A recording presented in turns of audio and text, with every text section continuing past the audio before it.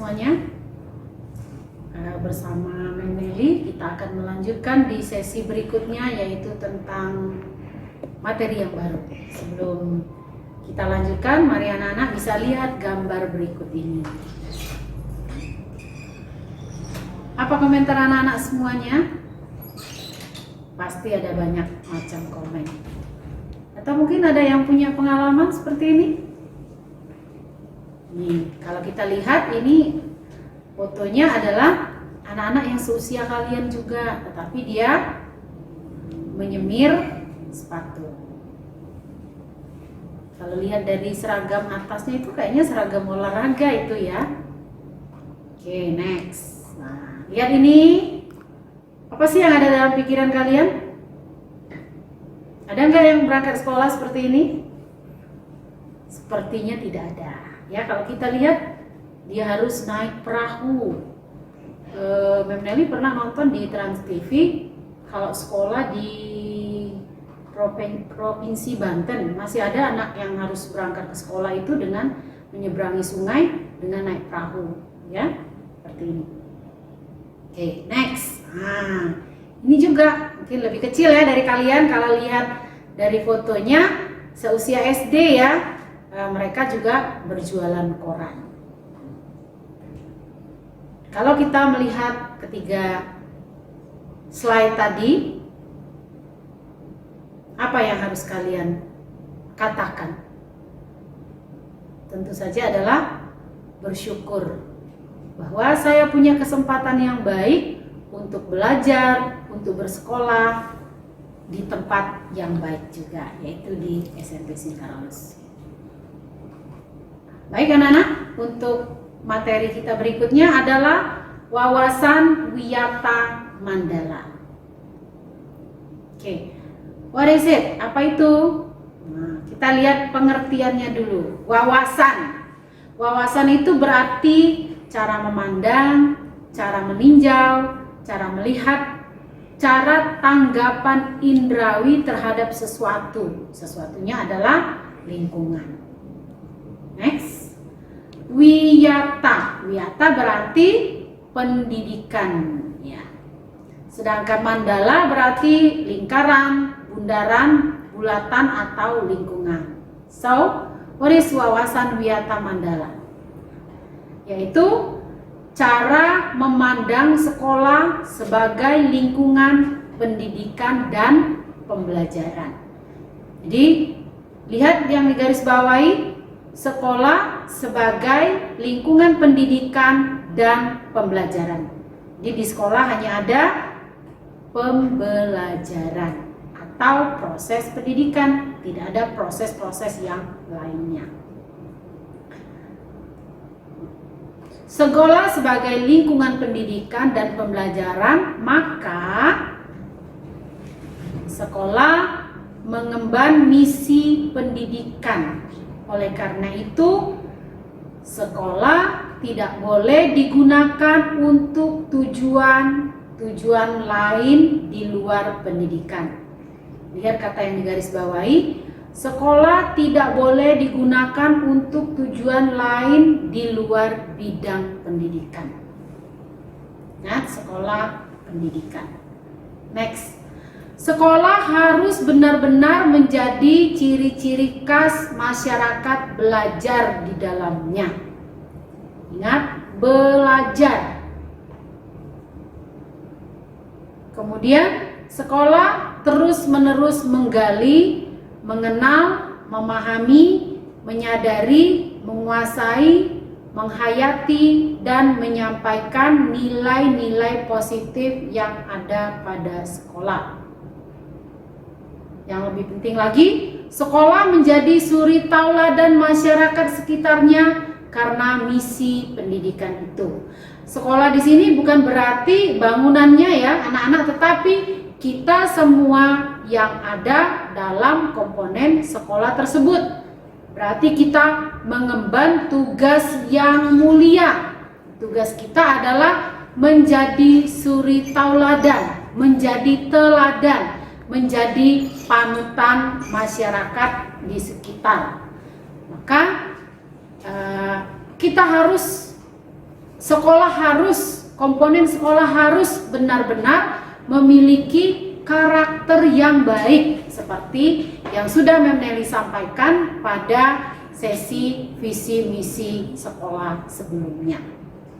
Jadi tugas kita itu tidak mudah, tetapi kita menjadi teladan. Tapi kalau kita mau bekerja keras, berdaya juang yang tinggi, kita bisa menjadi teladan bagi sesama kita. Kita bisa menjadi berkah bagi sesama kita. Next. Nah, bagaimana cara mewujudkan sekolah sebagai wawasan Wiyata Mandala, mewujudkan sekolah sebagai lingkungan belajar? Ada 5 komponen penting yang berperan di dalamnya.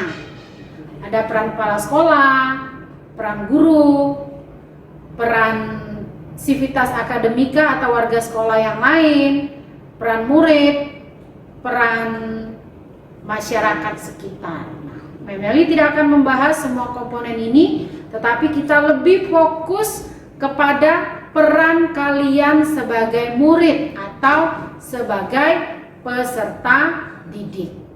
Apa perannya? Nah, kita lihat bersama-sama.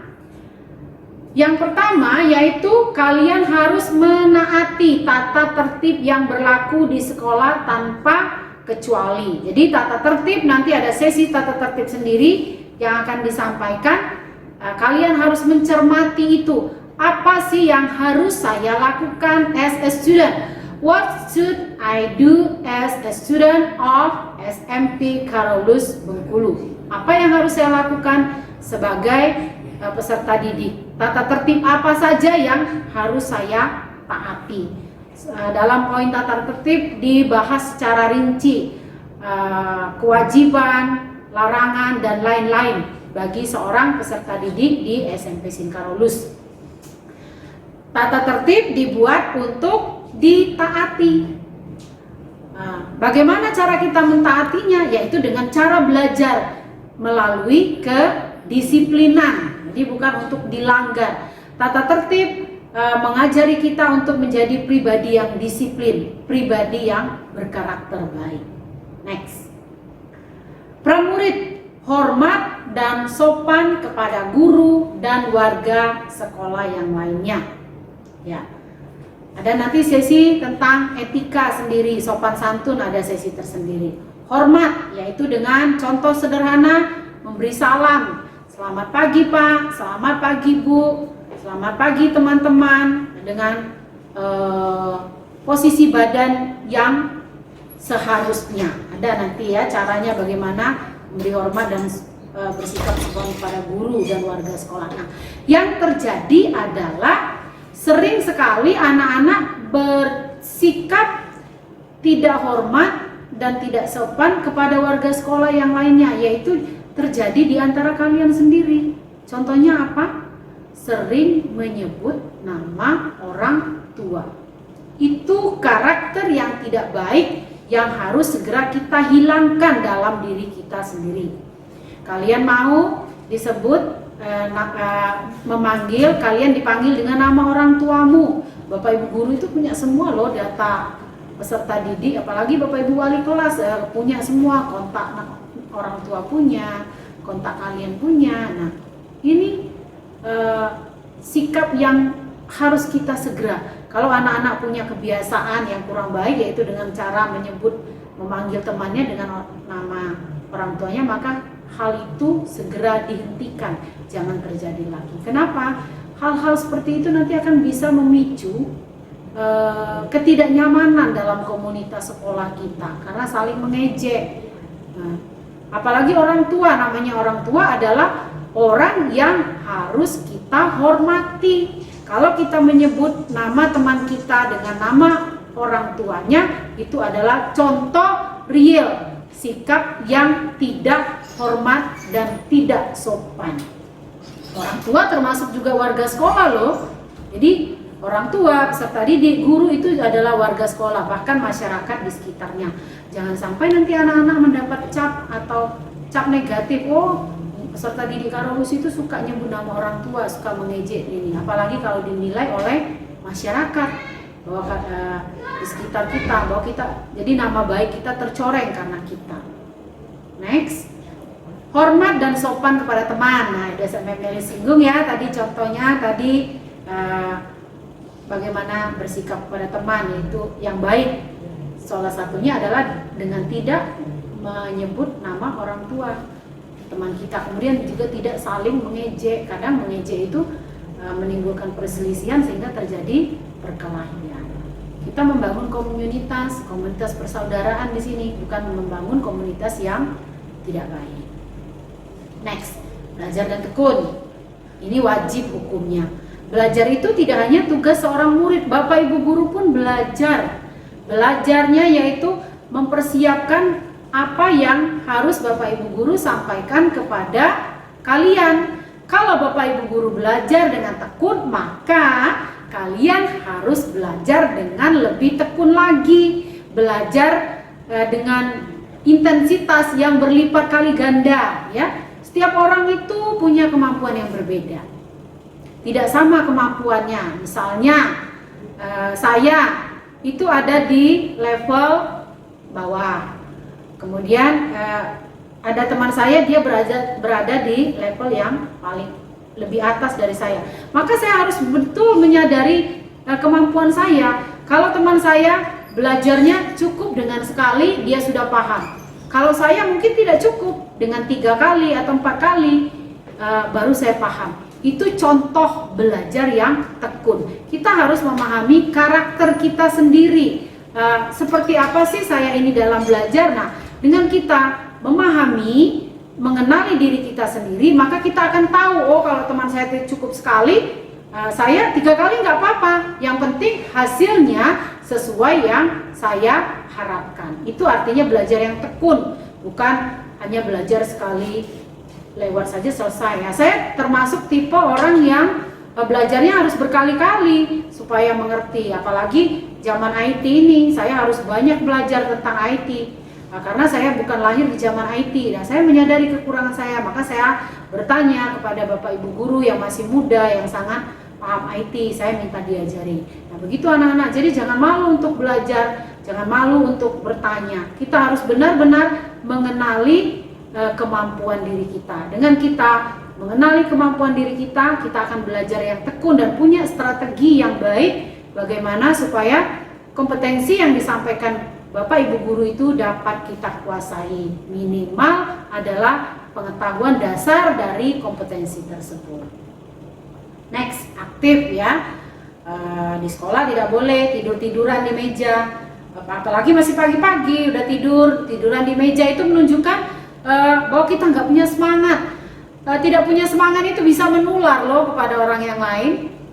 Nah, jadi kalau kita punya semangat, kita kesampingkanlah dulu. Ada orang mengatakan, oh dia IQ-nya tinggi sehingga ini dengan mudah. Kita kesampingkan itu dulu. Kita belajar untuk aktif. Dengan kita membangun keaktifan, maka kecerdasan kita akan berkembang. Jadi kita tidak boleh hanya duduk, dia mendengar, pulang tidak membawa apa-apa. Kita ke sekolah itu pulang harus membawa sesuatu. What is sesuatunya? Sesuatunya adalah new knowledge, pengetahuan yang baru. Pengetahuan yang baru didapatkan dengan cara salah satunya yaitu kita aktif, tidak hanya pasif saja. Next, menyelesaikan tugas yang diberikan oleh guru. Itu pasti itu kewajiban seorang peserta didik.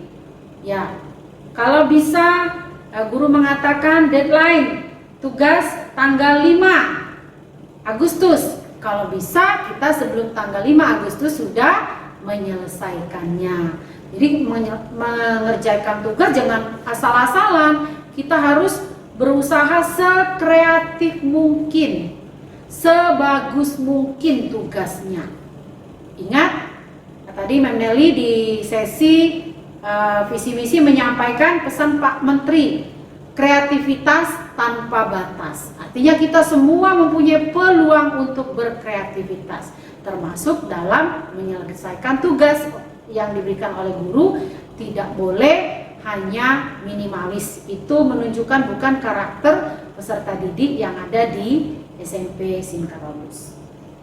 Oke, next, menjaga nama baik keluarga dan sekolah dimanapun berada. Itu wajib hukumnya. Tadi juga Mbak Nelly sudah menyampaikan bahwa kita itu dari seragam kita itu sudah menunjukkan bahwa kalian itu peserta didik SMP Singkarus.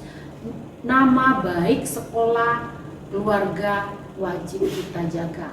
Jangan sampai orang melihat oh itu seragam kotak-kotak merah itu peserta didik Karolus itu merokok katanya.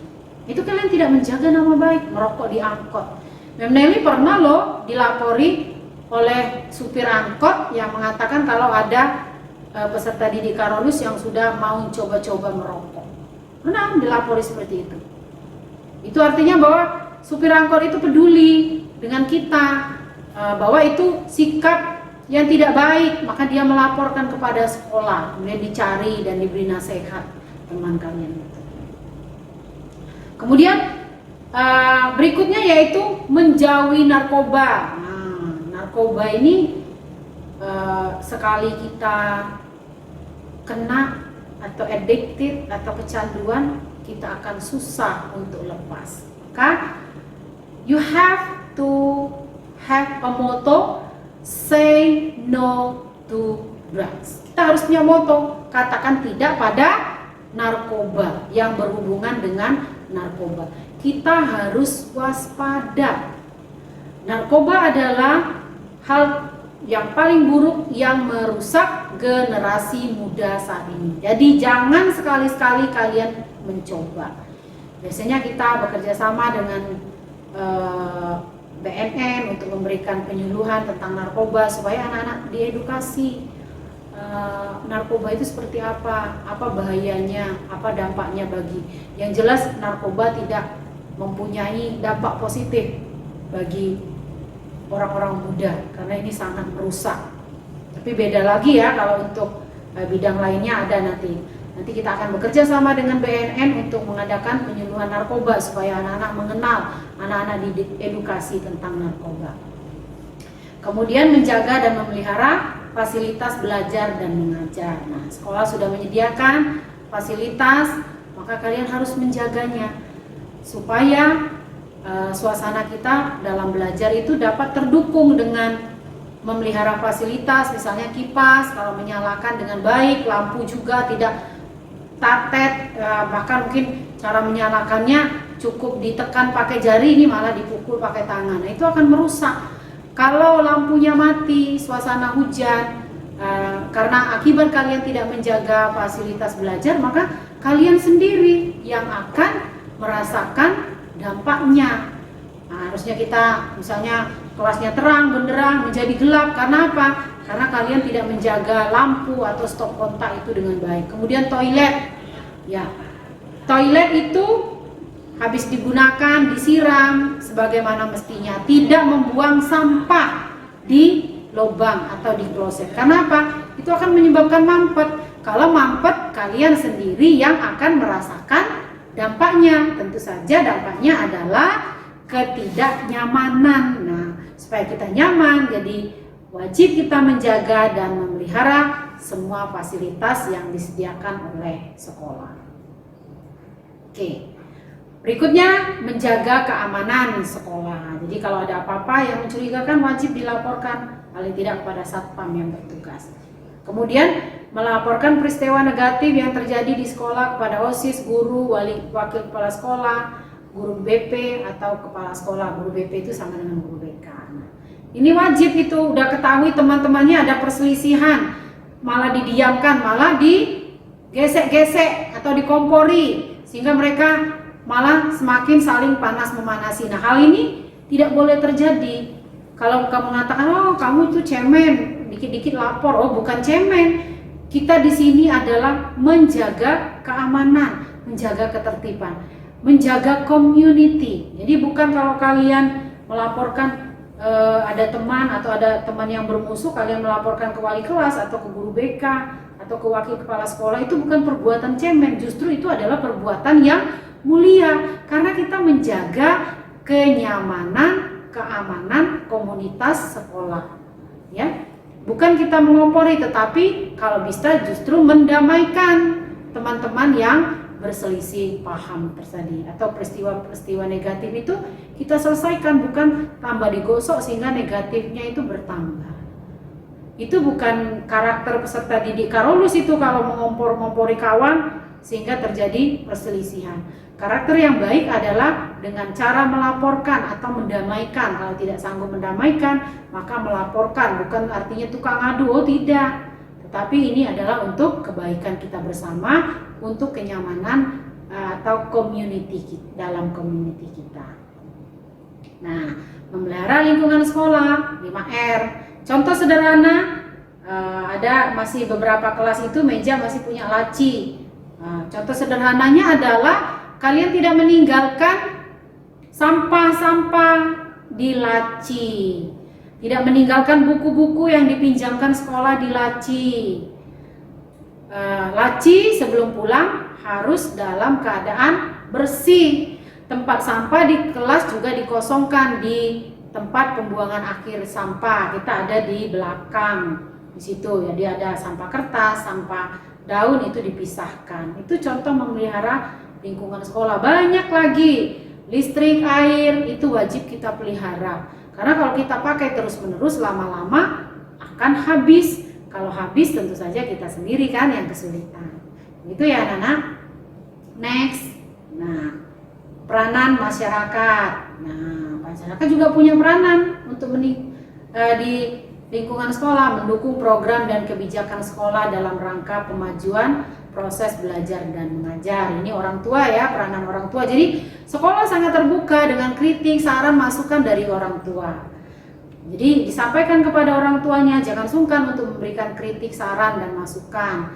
Kalau mungkin tidak enak menemui gurunya langsung, bisa melalui kepala sekolah, melalui wali kelas, atau bisa bertemu langsung. Kemudian memberi saran dalam pemajuan proses belajar dan mengajar. Ya, tentu saja orang tua juga masyarakat wajib menjaga keamanan lingkungan sekolah, mengadakan kerjasama dengan pihak sekolah melalui komite sekolah. Itu peran masyarakat. Sekolah sebagai wawasan Wiyata Mandala, itu ada yang namanya 7K. Apa saja 7K?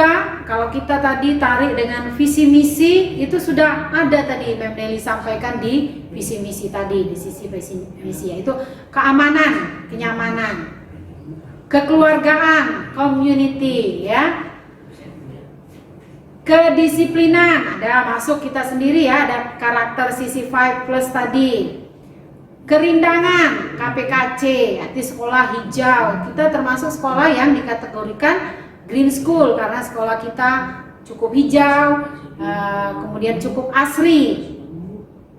Kebersihan, ya, masih masuk di KPKC. Kemudian keindahan, ketertiban, ini sudah masuk semua di include dalam KPKC, ya. Kemudian anak-anak, sekolah itu wajib berfungsi sebagaimana mestinya. Maka sebagai lembaga pendidikan, sekolah tidak boleh digunakan untuk tidak boleh ada promosi atau penjualan produk yang tidak ada hubungannya dengan pendidikan. Contohnya, rokok tidak boleh menjadi sponsor dalam kegiatan sekolah. Karena jelas-jelas tadi di sekolah itu nggak boleh merokok, serta didik itu menjauhi narkoba. Itu tidak boleh. Maka misalnya yang berhubungan dengan rokok atau yang tidak ada hubungannya dengan dunia pendidikan, tidak boleh ada promosi atau. Next, tempat penyebaran aliran sesat dan sebaran ajaran agama tertentu yang bertentangan dengan undang-undang. Jelas ya? Kemudian propaganda politik atau tempat berkampanye. Oh, tidak boleh sama sekali ada orang kampanye, apalagi kita SMP. Kita seusia SMP itu belum ikut pemilu, belum boleh. Jadi tidak ada propaganda politik atau tempat berkampanye. Bahkan memajang, kalau dalam masa kampanye misalnya legislatif, memajang nama calon legislatif, bakal calon, tidak boleh di lingkungan sekolah. Kemudian syuting film atau sinetron tanpa izin Pemda. Jadi kalau ada prosesnya itu, kalau sekolah dipakai untuk syuting. Kemudian tidak boleh juga kegiatan yang dapat menimbulkan kerusakan, perselisihan sehingga suasana sekolah menjadi tidak kondusif. Jelas ya? Ya. Itu saja anak-anak yang Mem Nelly sampaikan. Nanti boleh bertanya via WhatsApp atau boleh bertanya kepada wali kelasnya mana yang belum jelas. Nanti Mem Nelly akan sampaikan WhatsApp Mem Nelly supaya anak-anak bisa bertanya, bisa berdiskusi baik itu tentang visi misi maupun sekolah sebagai tempat belajar atau wawasan Wiyata Mandala. Cukup sekian anak-anak yang Mem Nelly sampaikan. Terima kasih. Selamat siang. Tuhan memberkati kita semuanya.